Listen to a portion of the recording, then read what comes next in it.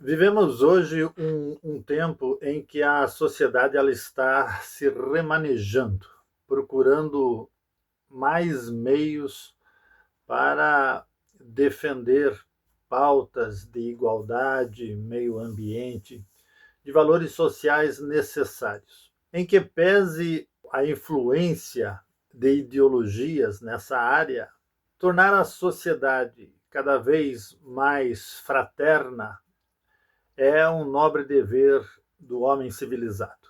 Recentemente, uma onda que passou a ser chamado politicamente correto vem exercendo forte pressão nos meios de mídia para que pesem palavras e atitudes atendendo certas normativas para melhor atender aos conceitos de um bem-estar social.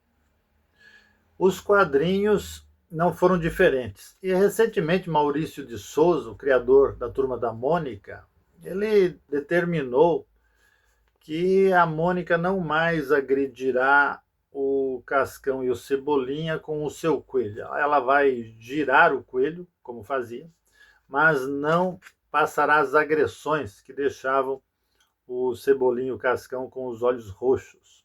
Nem eles, por sua vez, provocarão ela, chamando ela de dentuça e gorducha. Isso justamente para não passar uma má impressão que poderá influenciar as crianças. Essa atitude do Maurício de Souza bem retrata essa nova conduta social. E em outros quadrinhos isso já se observa com certa intensidade. A questão aqui é perguntarmos se no universo Tex essa onda do politicamente correto já tem penetrado e influenciado nos roteiros e até na arte do herói. Para definirmos um bom dicionário, vai nos dizer que o politicamente correto é usado para descrever expressões políticas ou ações que evitam ofender, excluir ou marginalizar grupos de pessoas que são vistos como desfavorecidas ou discriminadas, especialmente grupos definidos por gênero, orientação sexual e cor. Essa é a definição. E Tex está recebendo essas influências? Este vídeo é inserido na playlist da mitologia do personagem, ele vai ser dividido em 3 partes. Eu pretendo discutir esse tema do politicamente correto em Tex nos aspectos de gênero, especialmente com mulheres, haja visto o período histórico que estamos avaliando, que é o período do Velho Oeste, a questão de diversidade racial e a questão de meio ambiente. Então serão 3 vídeos, cada um abordando estas questões, e este vídeo nós falaremos sobre Tex e as mulheres, ou melhor, as mulheres no universo Tex. Vamos lembrar que em 1948, quando o Tex surgiu, já havia nas aventuras o protagonismo de uma mulher, que é a jovem índia Tessa. Isso foi publicado aqui no Brasil em Tex Coleção número 1.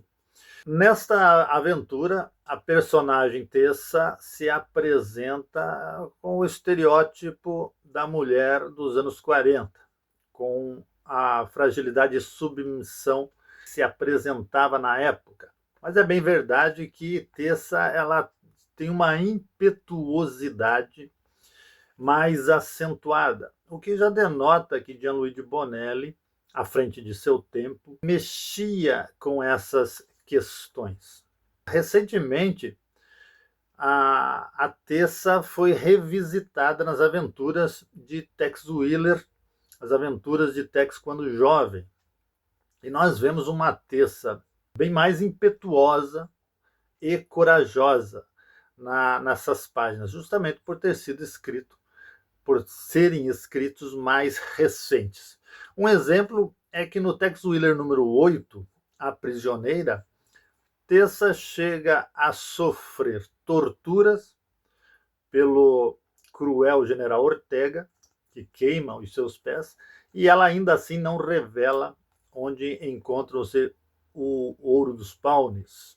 Na própria aventura do Tex mensal número 600, com o mesmo título, Ouro dos Pawnees, Tessa reaparece agora no momento atual do personagem e também mostra um vigor bem mais compatível com a imagem que se procura passar hoje nesta igualdade entre homens e mulheres.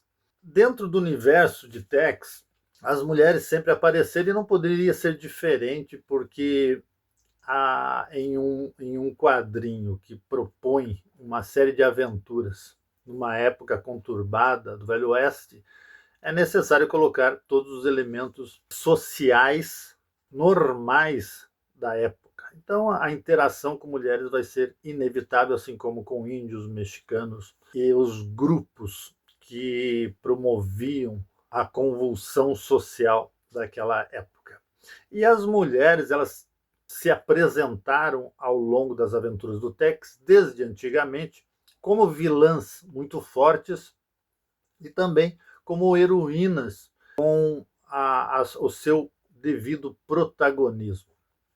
É claro que dentro da sua época, anos 50, anos 60, anos 70, é natural, para que nós não venhamos cometer aqui um anacronismo, era natural que, à época, a sociedade apresentasse aquele estereótipo que vem sendo hoje combatido, justamente pelo recuo do tempo.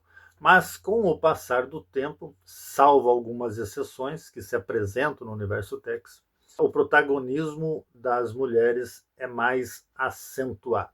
Muito bem, vamos lembrar da edição Mensagem Cifrada, Tex Mensal 316, em que a xerife da cidade de Cruz Alta é uma mulher, a destemida Susan McIntyre, viúva do xerife assassinado anteriormente e que assumiu o posto do marido e mostra para Tex o seu vigor e a sua competência no posto de xerife.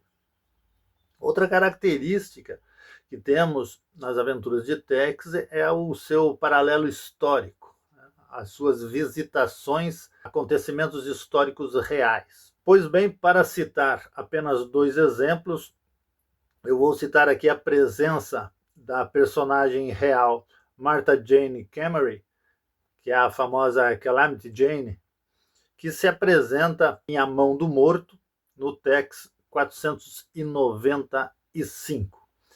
Outra personagem real, que também toma conta nas aventuras de Tex, é Phoebe Ann Mosey, a Annie Oakley, que trabalhava com o Buffalo Bill, e que é neste contexto que se apresenta para Tex e Carson, e inclusive vence Carson na prática de tiro ocasional, quando eles se encontram causando grande estranheza no nosso camelo velho. Isso tudo acontece na aventura A Volta do Mestre, do Tex Mensal 348. Eu estou mostrando a capa do Tex Ouro com a republicação da mesma história, porque nesta época o Tex Mensal sofria pela editora Globo aquela troca horrível de páginas, e a página desta edição nada tem a ver com a aventura em questão. Nas questões amorosas, embora Tex tenha sido condenado à viuvez, Lilith tem sido apresentada com frequência nos dias atuais. Quando ela apareceu, ela apresentava o estereótipo natural da sua época, uma coadjuvante em suporte ao Tex, que fazia tudo. E, recentemente, quando ela passa a aparecer, já há uma adequação no discurso do politicamente correto, e a Lilith tem um maior protagonismo, maneja armas, dispara e se mostra mais vigorosa e orgulhosa. É o que vemos nas aventuras mais recentes. Há um aspecto muito curioso do universo de Tex, que é a conduta do Kit Carson. Kit Carson, ele é um galanteador, um boêmio por natureza. O personagem sempre teve essa apresentação. Então, é natural vermos ele fazendo galanteios, tirando o chapéu, beijando as mãos, admirando, tecendo elogios para as mulheres. E isso proporciona grandes doses de humor nas aventuras de Tex. Contudo, Boselli é responsável por um excesso da parte do Camelo Velho, que não havia tido registros anteriores. Na edição Uma Mulher de Coragem, no Tex Mensal 533, e nesta edição, essa mulher de coragem é a jornalista Billy Bennion, que vem substituir o tio assassinado por poderosos da cidade de Tombstone. Ela vem para tocar o jornal Tombstone Epigraph e surpreende a todos com a sua coragem. Então, a aventura em si já mostra o valor da mulher e da sua coragem. No entanto, é justamente nessa aventura que Boselli comete um excesso, faz o Kit Carson cometer um excesso sem precedentes, né? E esse fato acontece quando o Carson dá um ousado tapinha no traseiro da cozinheira Rose, falando, inclusive, uma gracinha pouco elegante. Errou o Mauro Boselli? O que vocês acham? Kit Carson, por sua vez, ele vive um amor platônico com a Lena. E na aventura O Resgate no Pântano, Tex Mensal 378, nós podemos ver tanto ele, de galanteios e quase intimidades com a Lena, como o Kit Wheeler, que tem ali um affair, um romance com a filha da Lena, a Donna. E esses acontecimentos mostram aí o ar de romance nas aventuras texianas. Há quem diga que a Donna pode ser a filha de Kit Carson, mas aí falam as más línguas. Muito bem, Kit Wheeler e o Jack Tigre são protagonistas de histórias dramáticas com relação às perdas de suas paixões. São momentos trágicos vividos pelos personagens, brilhantemente representados em duas aventuras sem igual no repertório texiano. O Jack Tigre, com a perda da sua amada Tania, em Fúria Vermelha, Tex Mensal 295, e Kit Wheeler, com a perda da linda Flor da Lua, em Busca Desenfreada, Tex Mensal 336, e eu mostro aí os Tex Ouro pelo motivo que falei anteriormente. Bom, deixando o romance de lado, pelo menos uma vez o Tex teve uma postura impositiva sobre uma mulher. Então, isso aconteceu no Tex Mensal número 121, Homem Sem Medo, o arco que vem da aventura anterior, Trapper. Essa aventura, ela é um primor, um clássico texiano que não pode deixar de ser lido. Nessa aventura, o Tex precisa dar uma prensa em um branco de péssimo caráter, de nome Linton, que é casado, amaziado, com uma índia da tribo Snakes, a Wanaima. A Wanaima tem uma característica muito poderosa nessa aventura, mas é contra ela que Tex se impõe quando deseja falar em particular com o Linton. Na verdade, dar uma esfrega nele, né? É essa mesma Wanaima que, quando na sua tribo, ela intercede pelo Tex e pelo Jack Tigre, em consequência, que estão no poste de tortura, submetidos ao Saquen, pequeno trovão, e a Wanaima, ela intercede para que Tex não seja torturado, dando origem a mais um arco dessa edição, que é a Corrida da Flecha. Aventura imperdível, recomendo muito. Uma das mais emocionantes aventuras do nosso Ranger.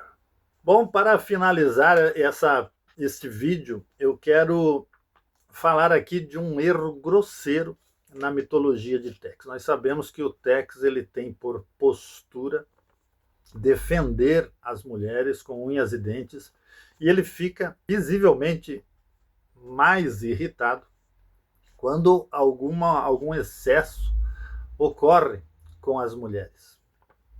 E é exatamente nesse aspecto que o Claudio Nisi comete um erro gravíssimo, e nós não podemos atribuir somente ao Claudio Nisi, afinal ele escreve nesta aventura, a arte é de Civitelli, ele escreve, Civitelli desenha, e a SBA aprova um absurdo que está nas páginas para quem quiser ver. Então eu me refiro aqui à aventura Duelo no Pântano Macabro. Esta capa, inclusive, é da outra aventura que tem início nessa mesma edição, já que é o fim de 2 ou 3 arcos da aventura do Tigre Negro, uma das aventuras do Tigre Negro. Pois bem, eu me refiro aqui ao fato do Tex pegar uma mulher e ameaçar a sua vida para que o feiticeiro controle os zumbis, em favor deles, é claro.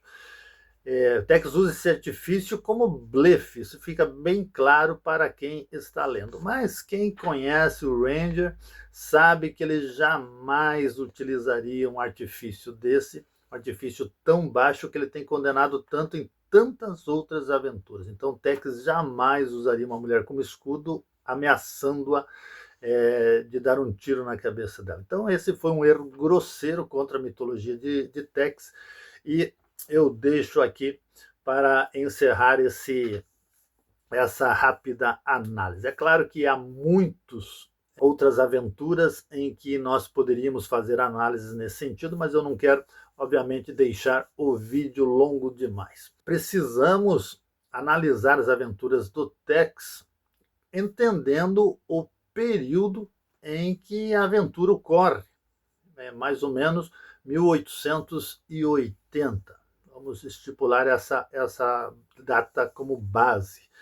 E nesta data, conceitos sociais atuais, como feminismo, as pautas de meio ambiente, os conceitos raciais, eles não tinham a característica e o avanço que tem agora.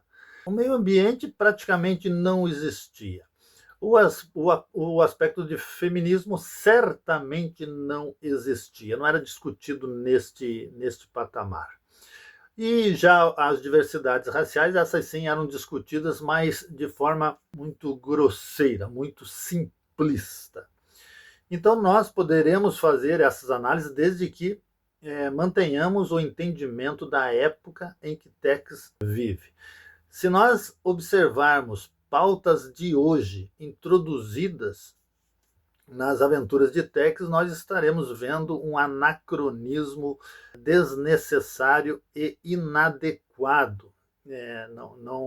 Não é possível que a história seja manipulada para atender pautas atuais. Isso tem que ser observado, e eu espero que a Sérgio Bonelli Editore observe isso, para que não haja aí um desvirtuamento das histórias de Tex Willer. Ok? Desta vez eu fico por aqui. Em breve, eu não sei exatamente quando, mas voltaremos a esta pauta para falarmos da diversidade racial no universo de Tex Willer. Se você quer contribuir com o nosso canal, contribua se inscrevendo. Inscreva-se, deixe seu like e divulgue nossos vídeos. Essa é a melhor contribuição. Não só para o canal, mas para o personagem Tex Willer para que ele continue firme e forte. Longa vida a Tex Willer, meu forte abraço.